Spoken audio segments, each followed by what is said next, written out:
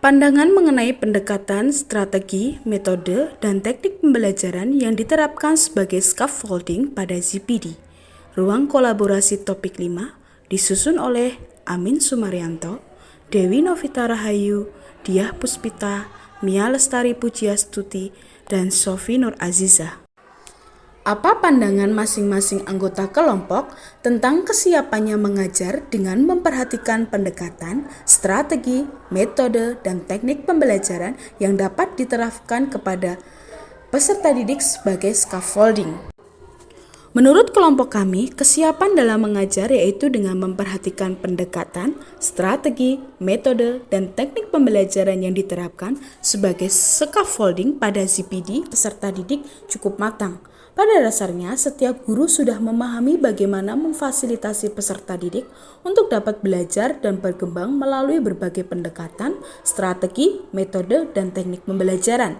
Sehingga menurut kelompok kami, kesiapan guru dalam mengajar dengan memperhatikan aspek tersebut hanya saja perlu melihat dalam sintaks yang digunakan benar-benar dapat menyediakan dukungan bagi peserta didik. Apa pandangan masing-masing anggota kelompok tentang pendekatan, strategi, metode, dan teknik pembelajaran yang diterapkan sebagai scaffolding pada ZPD yang mempengaruhi proses pendidikan serta pembelajaran? Pendekatan, strategi, metode, dan teknik pembelajaran yang berpusat pada siswa atau student center sangat tepat digunakan untuk implementasi scaffolding pada ZPD karena melibatkan siswa secara aktif dalam kegiatan belajar. Kemandirian dalam menghadapi tugas mandiri, tugas dalam bentuk proyek ataupun pemecahan masalah dibutuhkan oleh siswa agar dapat menerapkan pengetahuan serta keterampilan yang dimilikinya.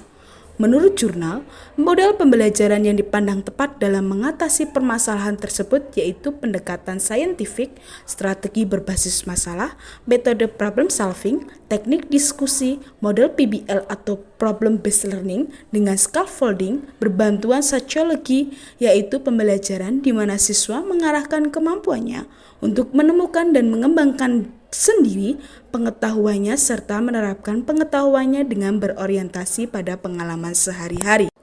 Dengan adanya psikologi, siswa dapat melihat materi atau bahan tayang setiap saat sehingga bisa menumbuhkan kemandiriannya dan tidak bergantung pada orang lain. Guru berperan sebagai fasilitator, pembimbing, dan motivator.